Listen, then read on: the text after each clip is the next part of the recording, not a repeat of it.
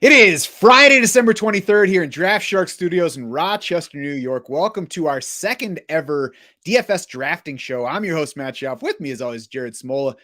Jared, obviously, I don't know exactly how it is at your house, but it is pretty windy here. Like, I'm feeling a draft inside. I just found an interior door in my garage blown open. I guess maybe it didn't last all the way, but like, it's pretty rough out there. I'm hoping that none of our vehicles get blown away.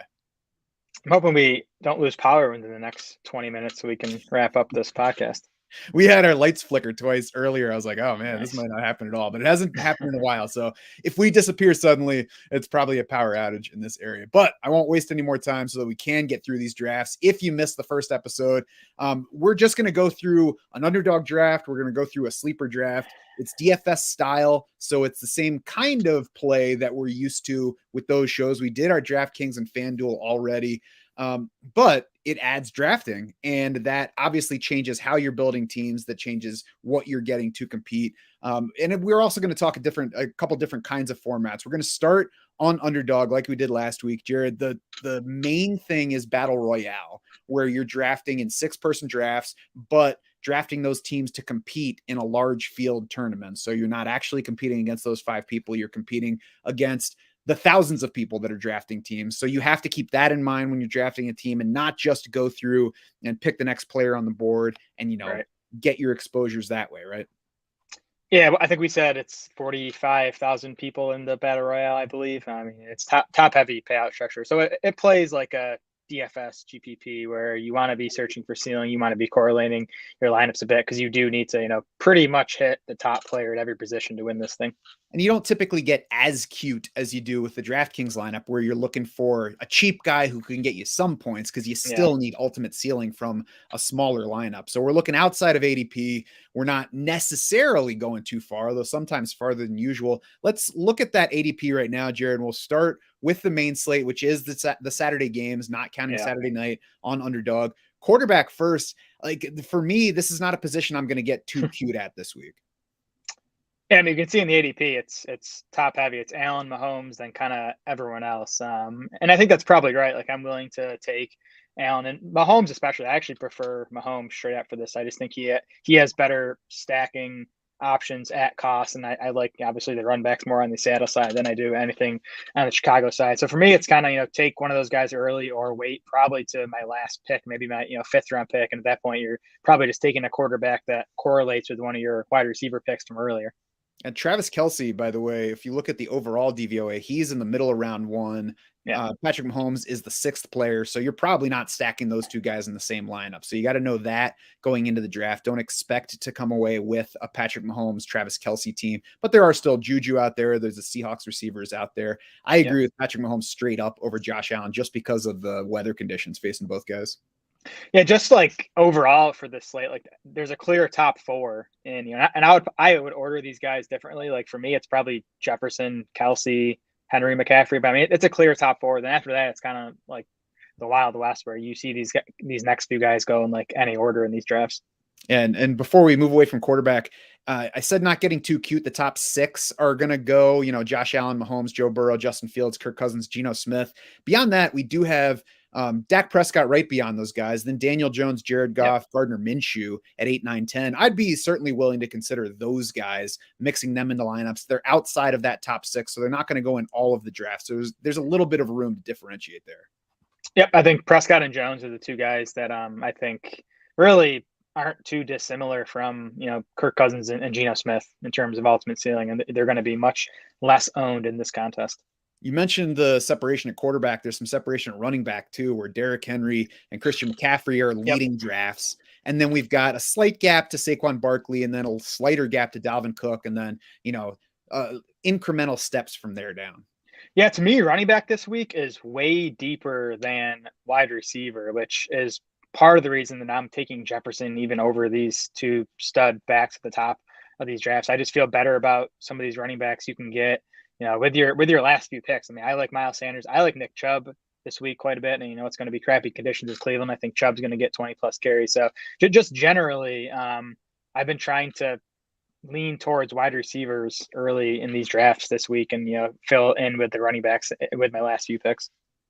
Yeah, I agree with that. Miles Sanders, as you said, is down a little bit lower than he should be. I think even Joe Mixon, Zeke Elliott can be in the mix. Isaiah Pacheco, maybe. DeAndre Swift, lower. But, you get down into there, and these are guys that are not going to be on teams everywhere. So I agree with the idea of waiting on running back and focusing elsewhere. It is half PPR here, so there's a little bit more weight for running back scoring versus wide receivers than on full PPR sites. Wide receiver has Justin Jefferson as the next player overall off the board behind Derrick Henry, Christian McCaffrey. What sneaky values have you come across here? Maybe not sneaky, but value picks to begin with. Yeah, again, a wide receiver gets ugly in a hurry. I mean, DK Metcalf's been one of my favorite targets, with your second, sometimes third pick, especially, on a Mahomes team, or, again, Geno Smith is usually available in the 6th round if you end up taking DK. But I mean, look at once you get into this range, even after T Higgins, I think it gets ugly quick. And, these are like 4th, 5th round picks. So that's why, the more of these I've done this week, I'm really trying to have 2 wide receivers within my first 3 picks. And of course, you have to start 2. You can start 3, right? Because there's one flex position. Yeah, that's right. Marquise Goodwin is beyond drafted all the time range here, behind Brandon Ayuk. And I think even if you don't feel comfortable playing Marquise Goodwin in a season-long lineup over Ayuk, I think we can agree that Goodwin's ceiling is higher than Ayuk's this week, right? Yeah, I would agree with that. I don't think I'd one-off Marquise Goodwin, but on a Geno Smith team or on a Mahomes team as a run back, I think he makes sense as your 6th round pick.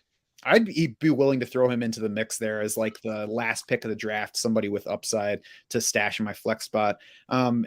Somewhat interesting down there, DJ Chark. I'm not sure I'd get to him in this particular format with the smaller lineups because I don't know how much ultimate ceiling he has. But Darius Slayton might be another guy that fits that category of having upside beyond his placement here. I like him better than Gabe Davis.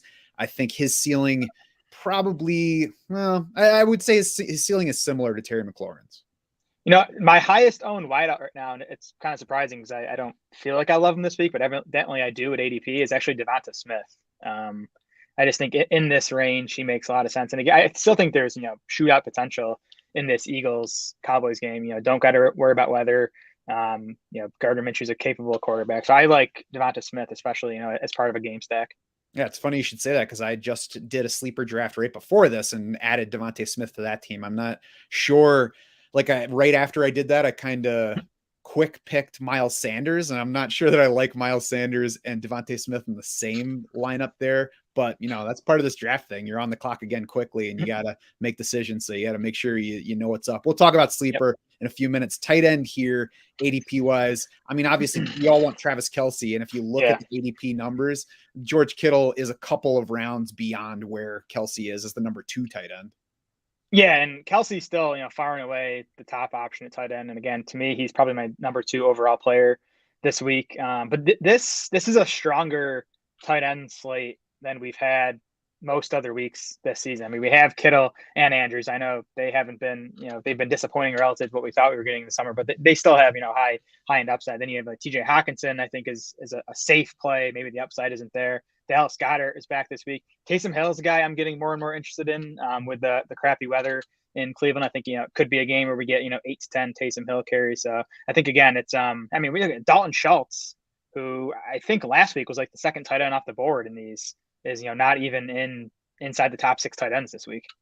Jared, it's like this is the telepathy podcast because I was not at all interested in Taysom Hill when I sat down to do the sleeper draft. And then I got to the end and needed a tight end. And I was like, why not Taysom Hill? Go ahead and stick him on this team in a crappy game. Maybe he gets some carries.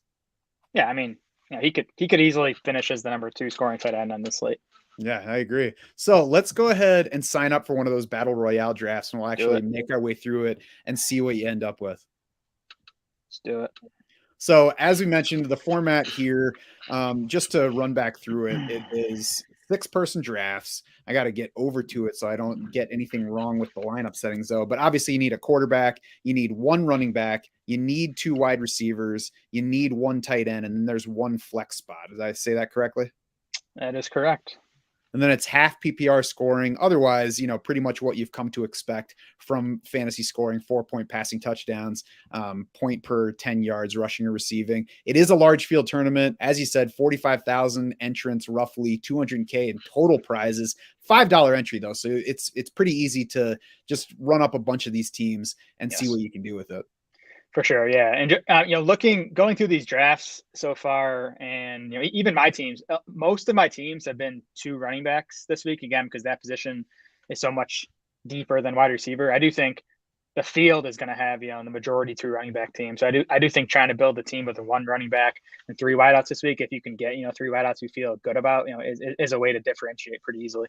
Jared is in a draft that's starting in 10 seconds. If you have not drafted on there yet, you can enter promo code DraftSharks, or you can hit the link to Underdog at the bottom of this podcast post. You can get some free money to play with. They will match your initial deposit up to $100. So, you can have $100 to play with right away. And Jared's draft is starting. The first pick is Derrick Henry, unsurprisingly, which puts Jared on the clock with, is it going to be the player that he says is his second player overall? And it's not. No. Well, Jefferson's my first player overall. Oh, I thought you were saying Derrick Henry was your first player. Maybe I wasn't paying attention. Yeah, sure. I think Jefferson has a similar ceiling as Henry. And again, running back's just deeper than wide receiver this week, I think. So I'd rather start with that elite wide receiver. I think it's going to be easier to fill the running back spot later. You certainly can't argue with Jefferson having the ultimate ceiling that, basically anybody else does, especially in what's a positive matchup. So if you are on the stream, you can see it's a fast moving draft. We're already almost through round 2. So it's going to be tough to recap picks, but Jared's back on the clock. He's got Justin Jefferson. Amon-Ra St. Brown went right before this. Saquon Barkley right before that. Was Barkley, after you pick, you could tell me, but was Barkley the 3rd running back off the board? I'm going to take DK Metcalf. So I like getting two elite wideouts this week. Here's the draft board. So yes, Barkley was RB3, and I would have taken him. One, just I think he's good value there, and 2, he would have given me the game stack with Justin Jefferson. Yeah, so you've got the 2 required wide receiver spots filled.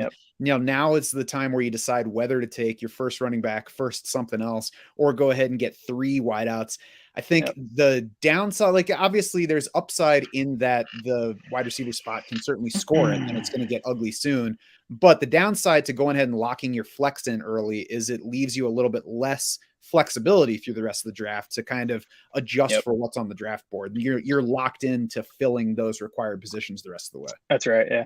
So I'm looking at Tony Pollard or AJ Brown here. I prefer Pollard, straight up projection wise. I think the argument for Brown is, again, I do think, getting 3 elite wide receivers this week is different. But I'm going to take Pollard, hoping that Juju gets back to me at my next pick to give me that DK Juju game stack. And you're talking about taking Juju. I'm assuming that Patrick Mahomes is already off the board in this one, right? Yes, he's a first, second round turn pick most of these. Are you looking at this point, now that you have Juju and DK Metcalf in your lineup, are you already thinking Geno Smith is, I hope, going to be my quarterback? Not necessarily reaching for him around, well, obviously not around here, because your next pick, you're hoping to be Juju Smith-Schuster. But are you looking at Geno with that 5th round pick? I think I can get him in the 6th even. I mean, I'm going to queue up Geno and Cousins. There goes Juju. I'm going to queue up Geno and Cousins because I'd be happy with the Cousins. I might actually even prefer Cousins now that I don't have Juju because I won't have a game stack there. So yeah, that makes sense. Juju went 3 spots before Jared picked. I'm not sure exactly how that lined up with the ADP. I'm going to try to get back over there to see, but let's see. Oh yeah, he's fairly high in ADP. 1, 2, 3, 4, 5, 6, 7, 8th among wide receivers. So he seems to be getting a little bit more respect here than he was by the ownership rates you were talking about on our DFS show earlier. And you're gonna hate this one, but I'm gonna take Mark Andrews, hoping he can revive some of his upside that we've seen in the past. Hate's a strong word, but I don't like it. I would have gone somewhere else and waited for a tight end later in this draft. So that's your 4th round pick, right? You got 2 more to go coming up around this turn. You can see, if you're on stream, you can see Devontae Smith, Kirk Cousins, Geno Smith in the queue. Kirk Cousins has moved ahead of Geno Smith. As Jared said, you don't have the wide receivers stacked from that game. A couple running backs behind that. I won't say them out loud just in case people are watching while drafting against you. But we've got around that turn, We had Brandon Ayuk go. Brandon Ayuk is somebody that I'm not going after in DFS this week. I just don't think the ceiling is there to support him. So I like seeing him go before it's your turn again. We got one more pick before Jared's on the clock. You got 5 players queued up. That can be a key move in these DFS drafts because the clock gets on you and then it moves quickly. I have certainly timed out multiple times, so it's good to have somebody in that queue ready to go just in case you run out of clock. I'm always using the queue, and it's usually for guys maybe further down ADP that I want to remember are still out there. Okay, so only one guy needs a quarterback, and this guy is Jamar Chase. So he's definitely taking Joe Burrow, so I can wait on Geno Smith here. So for me, it's either going to be Chubb or Devonta Smith or Miles Sanders to give me the correlation with Tony Pollard. I'm going to go Nick Chubb. I think he has a much higher ceiling than Devonta Smith or Miles Sanders. Yeah, I can get behind that. I think I should say I think Miles Sanders and Nick Chubb are similar in ceiling, but I certainly won't argue with the idea that Nick Chubb's ceiling rises higher. Yep. So I'm just waiting now, and this pick should be Joe Burrow, and then I should get Geno Smith to give me that Geno Metcalf stack. Are you going to queue a backup here though, just in case he doesn't make it to you? He took Burrow. I mean, yeah. Most people doing these drafts are know what they're doing, which is nice, and you can predict something like that, and feel good that Geno's going to get back to you. So Geno Smith with DK stacked up, no run back there. Not a ton of correlation on this team, which I don't love, but I do like the individual players. I mean, I think there's upside to all 6 of these guys. Yeah, and the correlation matters less when you're building a 6-person lineup to face a large field. I mean, if correlation's always good, but you don't want to force it. You'd rather just get the top scores at all the spots. For sure. Yeah, I think as we talked about on yesterday's show, that you don't want to over correlate on these because I think that caps your upside. Right, which can be easy to do when you're drafting quickly on the clock. I like the setup of drafting those Underdog daily drafts, especially on the desktop as opposed to on the phone. So you can look at all the things. You can check and see what the other team's roster has coming up, see what quarterback he's going to take, rather than trying to tap all around it and maybe not make it back to the right screen by the time you're picking. Yeah, Underdog's app is legitimately like maybe the best app that I have on my phone. Like not even fan. Like it's just a super sleek app. But I'm still a desktop laptop drafter for season long, for daily, for setting DFS lineups. I like having my big screen. You're showing your age a little bit here, Jared. I know.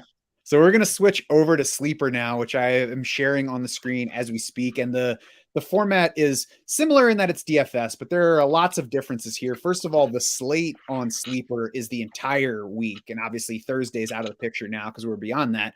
But every remaining game is on this slate. It goes through the Monday night game. So that includes the Chargers here. We get that Packers-Dolphins matchup in. So there are more players to play with. Obviously, you have to wait a little bit longer for your payouts. So if you're impatient, this is probably not the best format for you. But it deepens the player pool in a week that we talked about is a little bit rough with 6 games outside of most sites' main DFS slate. I'm going to go ahead and sign up for a draft just for the sake of time because I'm not sure how much longer it would take beyond that. But the format here, you go ahead and sign up for a draft. It costs $1 to draft that team. That one is automatically entered into an 8-team contest for that dollar, $7 in prizes. So, it's just a thing. It's paying for that team. But then once you draft the team, which is 8 players deep here, you then decide what other contests you want to enter it into, or none. If you don't want to enter it into any other contests, you can see how the team is. If you hate it, you've got $1 sunk in it. You draft another team and see what you want to do with that one. If you love it, there are all different levels. You can, the entry fees go up, the payouts obviously go up along with that.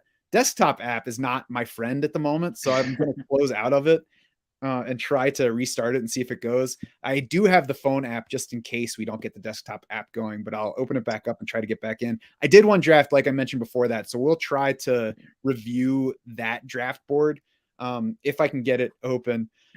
But so the other differences here, full PPR, the lineup has 2 flex spots. The draft clock is 20 seconds. So we were kind of experiencing that last time. It gets on you in a hurry. And not all the drafters here are live people. On Underdog, you're drafting against all real people. This one starts a draft at a time. And if there are 8 live people drafting, cool. But if not, it's going to fill in any other spots with computer drafters. So that can be good or bad for what it brings to you in the draft, but it definitely makes things move faster. And it seems like the player order in the queue on Sleeper isn't quite as clean as it is on, which I think is another advantage. I think all this stuff is advantages for us if we know what we're doing and we're ready to go. Yes, and that is the key. It's easy to be like, oh, I got 10 minutes. I'm going to draft a team. And then you jump in and it's like all of a sudden it's round 3 and you're like, oh crap, I don't even know who I like at this point. This is not in the order of how I like them. I got to go find, oh man, that guy was still available. So it's important to like try to prepare yourself as you can. I can't set the player order here ahead of the draft. That would be a nice feature if I was able to do that. But I can kind of make a list of the guys I like from the Draft Sharks rankings by position. I did do some of that. You mentioned the player list here. I did a draft right before this. Derrick Henry is 11th in the current list. Now, I don't know how much that factors in ADP. These drafts are open all week, so I don't know how much drafting there is. But yeah, I was like, I could get Derrick Henry potentially in round 2. Like, I'm not letting him out of round 1 in these drafts if I'm picking late. Yeah, where's he been going in these drafts? Have you? So I've done the one so far, and I took him at the 8th spot. I mean, even that is, we just saw him go first overall in Underdog. So right. So I'm gonna try to share the screen again because I did open it up. I did sign up for a draft this time. I will try to click into my previous team. This is the draft board from that one. So I'll zoom in if I can. But we saw Justin Jefferson go top of this one. Jared said he's his top player in half PPR. So full PPR here certainly makes sense as a top player. Yeah. Then Travis Kelce and Tyreek Hill. So it doesn't take long for you to see the difference of the slate. Austin Eckler, the fourth player off the board. I think it's kind of nuts to take Austin Eckler as the first running back in a week where it's McCaffrey and Derrick Henry. But right after, as I say that, I realize that's a computer player. So that's another one of those potential advantages to not drafting against live people. Yeah, I guess the more that I look at this, I could see Henry, being maybe the 5th overall player. I think you can argue for Jefferson, Kelce, Hill, and McCaffrey over him in full PPR. But 11 is still wrong. Yeah, I mean, so by that ADP, I could have taken a shot on him getting back to me in round 2. I did have a live drafter right behind me in this one, so I doubt he would have gotten back to me. But, it's one of those things, too. If you're drafting a bunch of teams, you play with it once or twice and see what happens. For sure, yeah. I love, too, that you get all the games in these, too. I think that's another edge because, to me, it seems like the main slate games just get more coverage out there and people feel more comfortable in those games. You go on all these DFS sites and you're not getting the Dolphins-Packers game in a lot of these contests. So I think that's another spot to maybe get some edge. Yeah, and especially if you play a bunch of DFS, you might just be locked into the main slate and then jump into this and you're like, okay, I know the players that I like this week, but you're not ready for the 4 games that are happening after Saturday as well as the Saturday night game. And that's a whole bunch more guys entering the pool. Pat Freiermuth is another guy worth mentioning. Like, I'm not excited at all about Pat Freiermuth, but we talked on the DFS show about how crappy the tight end pool is this week. So adding somebody that has at least produced at some point this year is a positive for that position. Yep. Plus, I know our wives definitely want us sweating DFS contests on Christmas. So that's another reason to play on Sleeper. Obviously. So look at the scoring rules here. I already mentioned them. They're, as I said, full PPR. Otherwise, pretty straightforward. The draft settings, 30 seconds per pick. So I guess it's not 20. It just felt like it. There are computer picks in there. The computer will auto pick for you. You do have to make at least one live pick to be able to use your team. So we don't have people jumping in here and just auto drafting a bunch of teams playing against, somebody with their system all set up to do that. It is real people. And then, like I said, you're entering a variety of contests. You can't view them yet until I have the team, but we'll look at that after I draft it. But the buy-ins for those contests afterwards start at $5. They go as high up as you probably want them to. They have head-to-heads. There are also 8 teams. Obviously, the more teams that you compete against, the higher the payouts are going to be. The 8-team ones do pay out the top 3 spots. So that hurts the overall top number that you can get, but it also increases the chances that you make some money. This isn't the place to go if you're looking to, get a big score for the week. It's a good place to go if you're just looking to build bank. Yeah, Sleeper is your cash games. Underdog is your tournaments. So it's nice we have all these options. We're so blessed.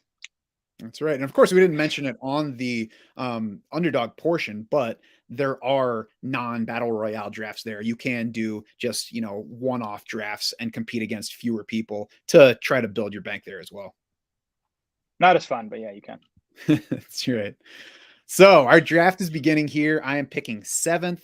I'm going to go ahead and queue up Derrick Henry just so that I'm ready for when this clock gets on me. Yeah, there you can see him 11th in the list down. I don't think that I can make this any bigger, unfortunately. So it's going to be a little small for anybody watching on the stream. But the top of the board, as you can see, Justin Jefferson, Tyreek Hill, Travis Kelce leading the way, then Christian McCaffrey, Austin Eckler, the second running back in the list right here. So the computer is going to favor him easily over Derrick Henry this week. And I don't care what format you're playing. I'm taking Derrick Henry over Austin Eckler. Yeah, Eckler's target volume, not surprisingly, is down over the past few weeks with the Chargers wide receiver core getting healthy. I mean, he's obviously still an elite fantasy option, but he's definitely down a peg from where he was early on when, he was getting 10 to 12 targets every game. Stephon Diggs is another elite guy that I'm skipping over this week. I'm scared of the wind in that game. And I mean, from a first round wide receiver, we need a smash week. I think Diggs will be fine. But it doesn't look like a ceiling spot for me, which is kind of what you're looking for if you draft him that high. Yeah, and these are cash games. We don't have to worry about a high salary with Stephon Diggs. So not a total avoid for me, but probably not somebody that I'm drafting.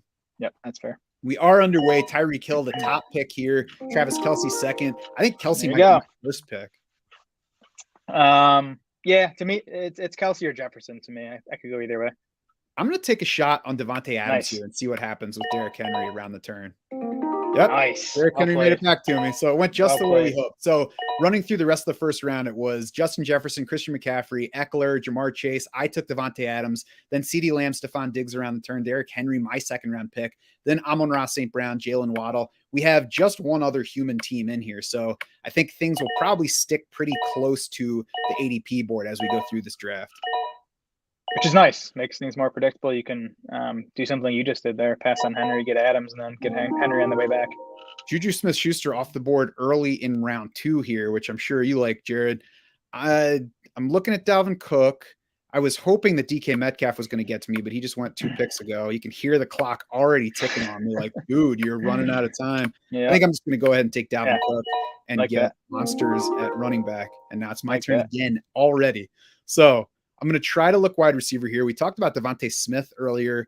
I think this is a solid spot for Devontae Smith, and I already have 2 running backs, so I'm not over T. Higgins though. Over T. Yeah. Okay. I think the matchup's a little bit better there. I think they're pretty similar in terms of what we can expect, and the weather is going to be better for Philly than it will be for Cincinnati. That is fair.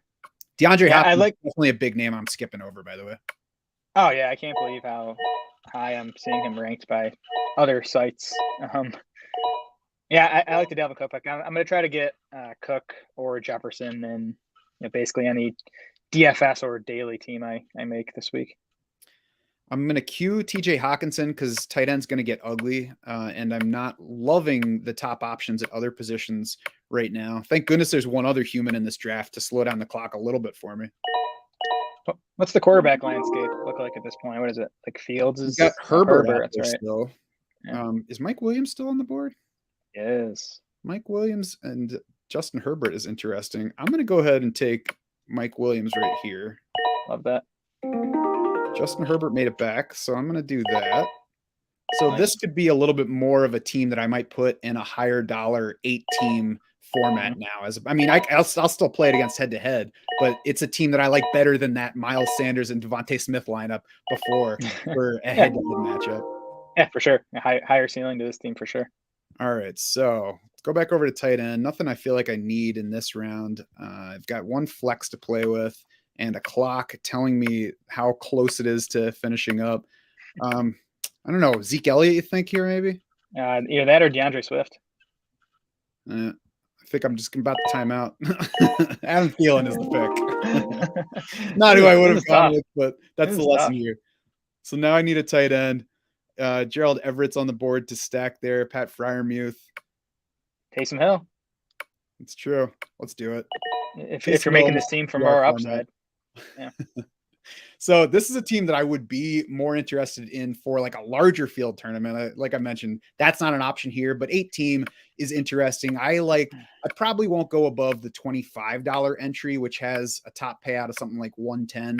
So, that's like my version of a tournament for this format. But, again, now we'll look at the specifics of those contests I talked about. It pops it up immediately. You have 10 minutes to decide what you want to do, whether it's no teams or entering contests. So we've got 8 teams at the different dollar levels. We've got head-to-head at the different dollar levels. Obviously, the payouts change depending on what you're going to do.